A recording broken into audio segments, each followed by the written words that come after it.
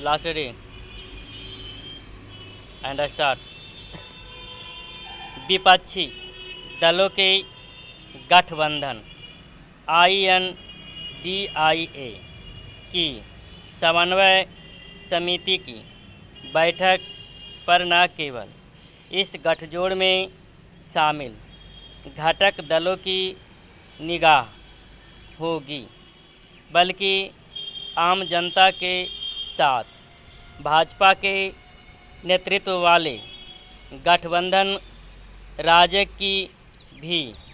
राष्ट्रवादी Congress party के प्रमुख शरद पवार की अगुवाई में हो रही समन्वय समिति की बैठक में साझा रैलियों के साथ सीटों के बंटवारे पर भी चर्चा होनी है। सीटों के बंटवारे का कोई सर्वमान्य फार्मूला तय कर पाना एक कठिन काम है, क्योंकि इस गठबंधन में शामिल अनेक दल अपनी राजनीतिक जमीन छोड़ने के लिए तैयार नहीं। अपने अपने राज्यों में प्रभाव रखने वाले कई दल यह चाह रहे हैं कि कांग्रेस कम से कम सीटों पर चुनाव लड़े।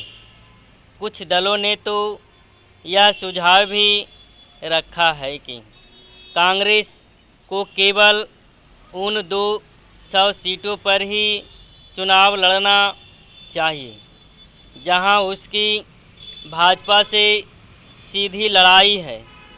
यह कांग्रेस को शायद ही स्वीकार हो, क्योंकि पहले ही कई राज्यों में उसका राजनीतिक आधार कमज़ोर हो चुका है। ऐसा इसलिए हुआ क्योंकि अतीत में उसने संयुक्त प्रगतिशील गठबंधन का नेतृत्व करते समय सहयोगी दलों के लिए सीटें छोड़ी। इसके चलते कुछ ऐसे राज्यों में वह तीसरे चौथे नंबर का दल बनकर रह गई है, जो एक समय उसके गढ़ हुआ करते थे, जैसे कि उत्तर प्रदेश, बिहार और झारखंड। हो सकता है कि शायद पवार महाराष्ट्र में सीटों के बंटवारे का कोई फार्मूला निकालने में सफल हो जाए, लेकिन उनके लिए बंगाल में ममता बनर्जी और दिल्ली एवं पंजाब में अरविंद केजरीवाल को राजी कर पाना कठिन होगा। जहां बंगाल में ममता बनर्जी को यह रास नहीं आ रहा है कि कांग्रेस और वाम दल एक साथ रहे, वहीं पंजाब और दिल्ली में आम आदमी पार्टी अपने को राजनीतिक रूप से कांग्रेस से अधिक शक्तिशाली मान रही है। दिल्ली के बाद पंजाब में सत्ता प्राप्त करने के बाद वह राष्ट्रीय दल के रूप में अपना जनाधार और अधिक बढ़ाने के लिए तत्पर है। इन दोनों राज्यों में एक समस्या यह भी है कि कांग्रेस के कई नेता आम आदमी पार्टी के साथ मिलकर चुनाव लड़ने को तैयार नहीं।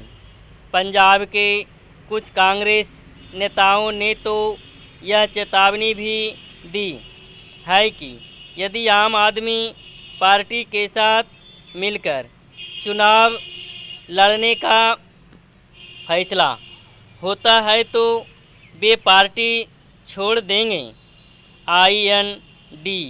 IA के सामने केवल सीटों के बंटवारे की ही चुनौती नहीं है, उसे अपना संयोजक भी तैयार करना है और प्रधानमंत्री पद का दावेदार भी।